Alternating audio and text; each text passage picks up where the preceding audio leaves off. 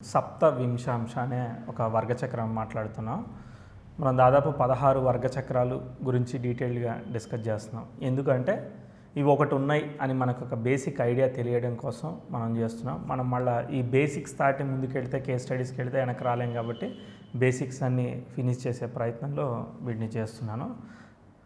నేను వర్గచక్రాలని హారోస్కోప్ రీడింగ్లో ఎక్కువ యూజ్ చేయను. ఎందుకనంటే ఎక్కువ కన్ఫ్యూజన్ క్రియేట్ అయ్యేదానికి ప్రొసీజర్ అనేది లెందీగా ఉండడం, తర్వాత అన్నిట్లో కంపేర్ చేసి చెప్తూ ఉంటే చెప్పాల్సిన ఫ్లో మిస్ అయిపోతూ ఉంటుంది. సో అందుకోసం నేను ఎక్కువగా యూజ్ చేయను. బట్ దీనిలో డెప్త్ ఇన్ఫర్మేషన్ ఉన్నది, కానీ ఇది ఏమీ రియల్గా అవసరం లేదు. ఎందుకంటే వెస్ట్రన్లో కేపీ ద్వారా కంపేర్ చేయడం వల్ల నాకేమవుతుంది అంటే ఈవెంట్ ఏంటిది అనేది యాక్యురేట్గా మనకు అక్కడే తెలిసిపోతూ ఉంటుంది అన్నమాట. సో ఇక్కడ దాకా రానవసరం లేదు. బట్ ఇది ఏంటిది అనేది బేసిక్ ఓవర్వ్యూ ఇచ్చే ప్రయత్నం చేస్తాను. మామూలుగా సప్తవింశాంశ ఎందుకు వాడతారు అనేది ఒక వ్యక్తి స్ట్రెంగ్త్ ఏంటిది, వీక్నెస్ ఏంటిది అంటే బలాబలాలు తెలిపేదానికి వాడతారు. అంటే దేని బలం అది జనరల్గా ఏంటంటే ఇక్కడ ఇది ఒక విషయం ఏంటంటే వీళ్ళు ఇక్కడ కన్సిడర్ చేసింది ఏంటంటే మామూలుగా ఒక వ్యక్తి ఇమ్యూనిటీ అంటే ఏదన్నా ఒక పని చేస్తున్నాడు, సో ఎనర్జెటిక్గా ఉంటాడా లేదా ఇలాంటి విషయాలు చెప్తూ ఉంటారు.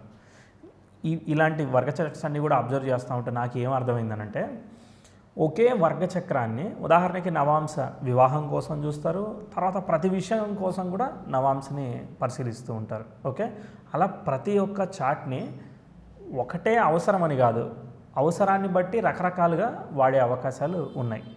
ఈ పాయింట్ ఎందుకు స్ట్రెస్ చేస్తున్నానంటే మనం ఒకటే అనుకుని దానిలో అదే విధంగా చూస్తాం. ఓకే, ఉద్యోగం కోసం దశాంశని చూసాం. ఓకే, ఉద్యోగం కోసం దశాంశం చూస్తే సరిపోదు, దశానాథుడిని కూడా దశాంశంలో చూడాలి, అప్పుడే ఇంక ఎక్కువగా ప్రిడిక్ట్ చేస్తాం. ఒక్కోసారి దశానాథుడు బలంగా లేకపోయినా కూడా వాళ్ళకి ఉద్యోగాలు చేస్తూ ఉంటారు దశాంశ చక్రంలో. ఎందుకు అంతర్దశానాథులో ఏ ఒకటి బాగుంటుంటాయి, అక్కడ ఏదో ఒక ఆపర్చునిటీ అన్నీ వచ్చేదానికి అవకాశం ఏర్పడుతూ ఉంటుంది. నాకు తెలిసి ఇప్పుడు ఈ పాయింట్ అర్థమైంది ఉంటుంది. ఒక చక్రాన్ని అనేదాన్ని ఏదైతే ఫండమెంటల్గా చెప్తున్నారో దానికే కాకుండా వేరే వేరే వాటికి కూడా వాడే అవకాశం ఉంది. సరే, ఊరికే ఒక శాంపిల్ చార్ట్ వేసుకుని సప్తవింశాంశ గురించి రాసుకుని మనం కొన్ని కాంబినేషన్స్ చెప్తాను. అసలు ఆ సప్తవింశాంశ 27వ చక్రం అనమాట. సో D27గా కన్సిడర్ చేస్తారు. అది ఏం చేశారని చూపిస్తాను. సప్తవింశాంశ అంటే D27. ఏ వర్గ చక్రాన్నైనా మనం ఏం చేయాలంటే 12తో డివైడ్ చేసుకుని రిమైండర్ ఏమొచ్చిందనేది చూసుకోవాలి. అంటే ఏంటంటే 2 12 24, మిగిలింది 3. అంటే థర్డ్ హౌస్ గురించి సప్తవింశాంశ మాట్లాడుతుంది. అంటే దీర్ఘాణం గురించి కూడా మాట్లాడుతుంది కదా, దీర్ఘాణం కూడా సేమ్ థర్డ్ హౌసే కదా, అంటే తృతీయానికి సంబంధించిందే కదా. మరి సప్తవింశాంశ ఎందుకున్నది అనేది ఇది ఇమ్యూనిటీ గురించి చెప్తుంది. అయితే దీర్ఘాణం రకరకాలుగా అది అన్నదమ్ముల గురించి చెప్తూ ఉంది. మరి ఇదేమో డైరెక్ట్ ఇంకా డీప్గా ఇమ్యూనిటీ, ఓన్లీ ఆ వ్యక్తి యొక్క ఇమ్యూనిటీ లెవెల్స్, ఆ కెపాసిటీ, ఎనర్జీ ఎలా ఉంటుంది, ఆరోగ్యవంతుడా లేదంటే వీక్గా ఉంటే ఏ దానికి సంబంధించి వీక్గా ఉంటాడు, ఇలాంటిది ఇంకా మైన్యూట్గా వెళ్ళి చెప్పే ప్రయత్నం చేస్తూ ఉంటారు సప్తవింశాంశ. అంటే వేగ్గా కాకుండా అంటే ఒకటే చార్ట్లో 2-3 విషయాలు చెక్ చేశారు కదా దీర్ఘాణంలో. సో అలా కాకుండా ఇది ఓన్లీ దీనికి సంబంధించే వీళ్ళు ప్రిపేర్ చేసుకోవడం జరిగిందనమాట. సరే, ఓకే, దాన్ని ఎలా చూస్తారు ఏంటిది, అసలు మామూలుగా థర్డ్ హౌస్ దేనికి సంబంధించింది, ఇలాంటివన్నీ కూడా చెప్తాను. సప్తవింశాంశనే వంశ, నక్షత్రాంశ ఇలా కూడా అంటుంటారు.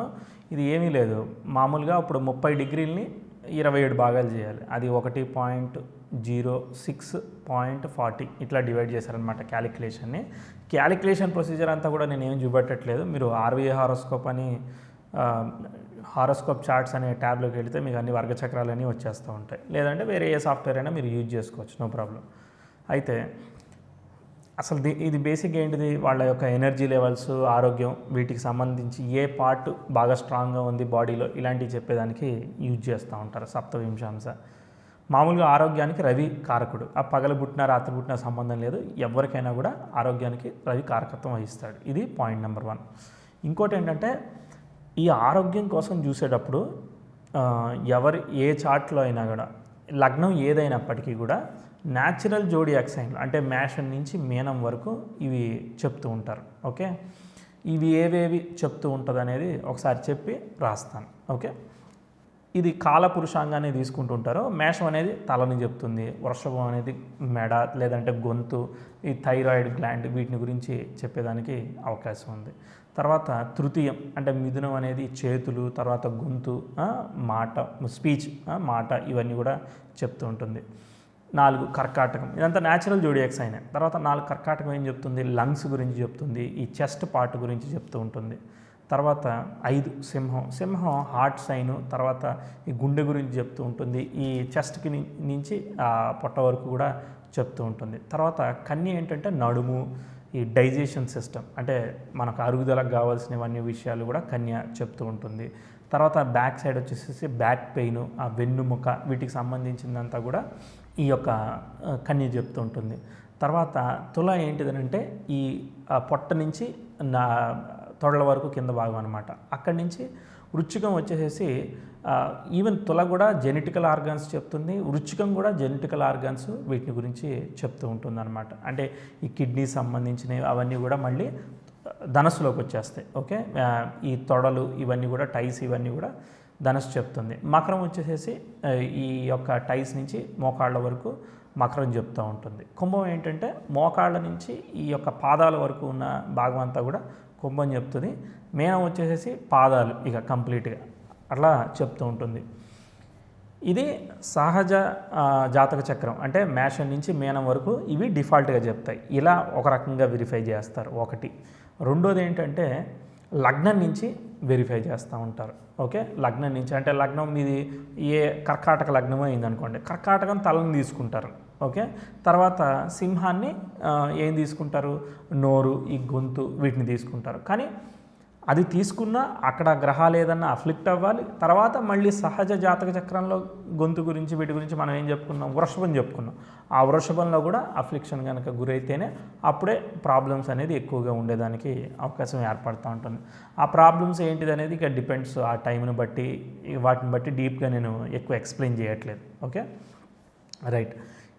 అయితే ఏంటంటే ఇది ఎక్కువ ప్రాక్టీస్ ఉండడం వల్ల మీరు చెప్పగలుగుతారు. ఏదో ఒక 2 చార్ట్లు చూసేసి నేను ఒక డాక్టర్ లాగా చెప్పేస్తా అంటే కష్టం. ఓకే, ఇప్పుడు ఇది అర్థమైంది కదా. మామూలుగా ఇది ఎలా అనలైజ్ చేస్తారనేది ఒక బేసిక్ ఓవర్వ్యూ ఇవ్వాలనుకుంటున్నా కానీ డెప్త్గా ఇవ్వాలని నేను అనుకోవట్లేదు అనమాట. జస్ట్ ఒక ఐడియా కోసం అంతే. ఓకే, ఇప్పుడు మామూలుగా ఈ D1 చార్టు, మామూలుగా లగ్న చార్టు, తర్వాత ఈ వింశాంశ చార్ట్ని ఎలా కంపేర్ చేస్తారనేది చూపిస్తాను నేను. ఓకే, ఇక్కడ 3 సింపుల్ పాయింట్స్ ఉన్నాయి. ఇప్పుడు నేను ఎగ్జాంపుల్ చార్ట్ D1 అంటే మామూలు లగ్న చక్రం తీసుకున్నాను, వృషభ లగ్నం అయింది. తర్వాత D27లో కూడా వృషభ లగ్నమే అయిందనమాట. సేమ్ ఆటోమేటిక్ క్యాలిక్యులేషన్ ద్వారా మనకి అర్థమైపోయింది. సేమ్ లగ్నం అయితే దాన్ని వర్గోత్తమం అంటాం, అంతే, ఏమీ లేదు. సేమ్ మళ్ళీ ఇక్కడ అక్కడ అదే ఉంటే దాన్ని వర్గోత్తమం అంటాం. ఇలా వర్గోత్తమం అయితే బై డిఫాల్ట్ ఎనర్జెటిక్గా ఉంటారు, ఏమీ ఇబ్బంది ఉండదు అని అసలు లగ్నం చూసే చెప్పేస్తారనమాట. ఇది పాయింట్ నెంబర్ 1.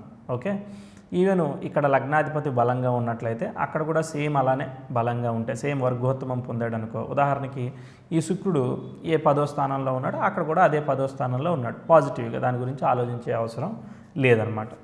రెండో పాయింట్, ఇప్పుడు మనం ఈ D27లో లగ్నాధిపతి 6, 8, 12 స్థానాల్లో దుస్థానాల్లో కనుక ఉన్నాడు. ఉదాహరణకు అది వృషభ లగ్నం 6 అంటే అది స్వక్షేత్రమే కదా తుల.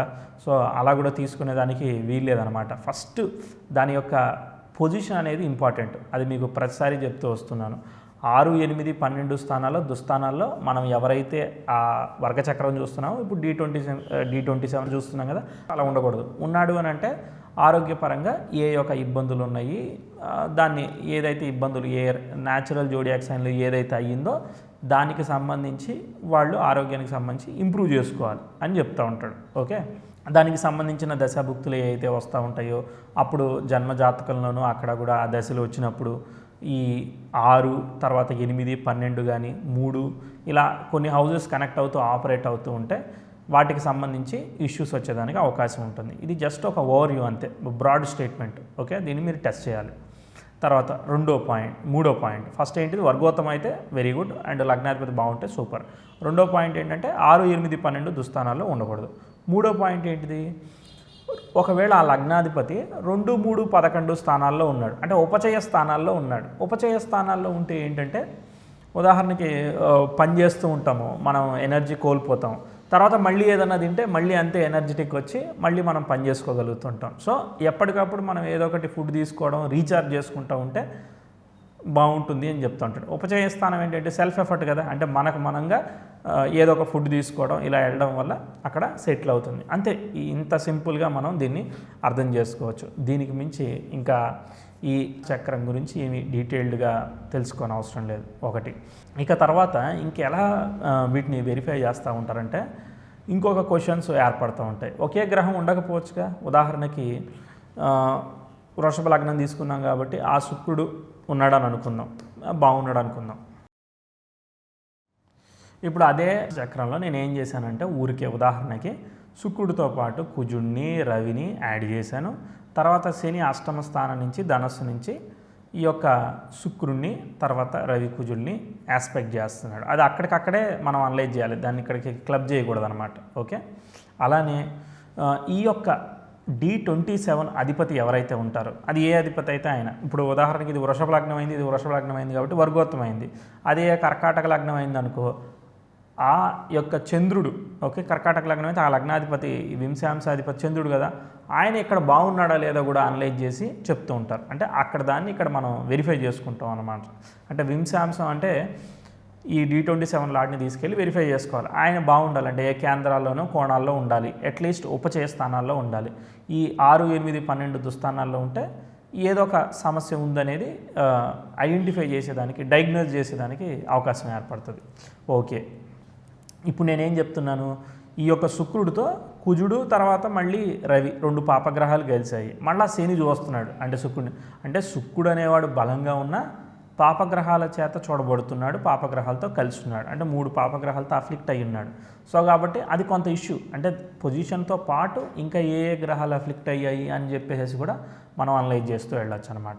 తర్వాత అవి ఏ ప్లేస్లో ఉన్నాయి, న్యాచురల్ జోడియాక్ సైన్లో 11వ స్థానం. అదేంటి, కాళ్ళ గురించి చెప్తుందని చెప్పాం. ఓకే, కాళ్ళకు సంబంధించి సరైన జాగ్రత్త అదంతా తీసుకోవాలని చెప్తాడు. ఓకే, కాళ్ళకు దెబ్బలు తగలడం, ఎందుకంటే కుజుడు తర్వాత నీ శని ఆస్పెక్ట్ చేసినప్పుడు చిన్న చిన్న దెబ్బలు తగులుతుంటే ఇలాంటివి అవుతాయి. ఇలా జనరల్ మనకు తెలిసిన కొంత ఇన్ఫర్మేషన్తోనే మనం అనలైజ్ చేయొచ్చు. సరే, మనం అనలైజ్ చేసాం, ఏదో అనలైజ్ చేసేసాం, ఇప్పుడు నాకేమీ తెలియదు, నేనేమీ ప్రాక్టీస్ చేయలేదు, ఏదో అనలైజ్ చేశాను, కానీ రియల్ టైంలో అది జరగాలిగా. సో అందుకోసమే నెంబర్ ఆఫ్ చార్ట్స్ తీసుకుని ప్రాక్టీస్ చేయాలి. ఓకే, ఇవి బర్త్ చార్ట్లో మనకి కనిపించాలి, తర్వాత వింశాంశ చార్ట్లో కూడా బలంగా రెండిట్లో కూడా కనిపిస్తేనే జరుగుతాయి. ఒక దానిలో కనిపించి ఇంకో దానిలో కనిపించలేదనుకో మనకు అవి పూర్తి స్థాయిలో అనుభవంలోకి రావు. ఏదో చిన్న చిన్న వాటితో మనకు తెలియకుండానే అవి వెళ్ళిపోతూ ఉంటాయి. సో మనకి ఆ టైం ఫ్రేమ్ ఓవర్వ్యూ ఎలా వెళ్తూ ఉంది అనేది ఒరిజినల్గా మనకి ఆ స్టాండర్డ్నెస్ తెలియాలి. అప్పుడే ఈ కాంబినేషన్స్ ఉన్నా కూడా జరుగుతాయా జరగవా అనేది చెప్పచ్చు అనమాట. ఒక్కోసారి నేను అబ్జర్వ్ చేస్తూ ఉంటే ఏమవుతుందంటే దశానాథుడు హెల్త్కి సంబంధించి ఏదో బాగాలేదని నేను ఎస్టిమేట్ చేస్తాను, ఒకటి ఏదో ఇలా ఊరికే చూసేసి. కానీ నిజానికి చూస్తే ఆ పరివర్తనలో ఏయో సరిగా ఉండవు కదా, ఆ పరివర్తన ఆ పీరియడ్ అంతర్దశలోనే ఎక్కడో ఇబ్బంది కొంతగా జరుగుద్ది, పూర్తిగా కూడా జరగదు. ఓకే, దశనాథుడు యోగిచ్చేస్తూ ఉంటాడు, పాజిటివ్గా వెళ్ళిపోతూ ఉంటుంది, హెల్త్ అనేది సీరియస్గా ఇష్యూ కాకుండా వెళ్ళిపోతూ ఉంటుంది అనమాట. ఓకే, బేసిక్గా వింశాంశ ఇమ్యూనిటీ గురించి చెప్తుంది, దీర్ఘాణం హెల్త్ గురించి కూడా చెప్తుంది. ఎందుకంటే తృతీయ స్థానాన్ని ఎనర్జీ లెవెల్స్, కెపాసిటీ వీటన్నిటిని కూడా సామర్థ్యం తీసుకుంటారు. ఏదైనా ఆరోగ్యం ఓపిక ఉంటే కదా మనం ఏదైనా సాధించేది. సో కాబట్టి అందుకోసం ఇలాంటి చక్రాలని వీళ్ళు విశ్లేషణకి కన్సిడర్ చేశారని నాకు అనిపించింది. ఓకే, నాకు తెలిసి వింశాంశ గురించి మీకు అర్థమయ్యేటట్టు నేను చెప్పానని అనుకుంటున్నాను. ఇంకా మీ డౌట్స్ ఏమైనా ఉంటే కామెంట్ చేయండి. నెక్స్ట్ వర్గచక్రం త్రింశాంశ ఉంది, త్రింశాంశ గురించి మళ్ళీ నేను డీటెయిల్గా ఎక్స్ప్లెయిన్ చేస్తాను. Okay, thank you so much.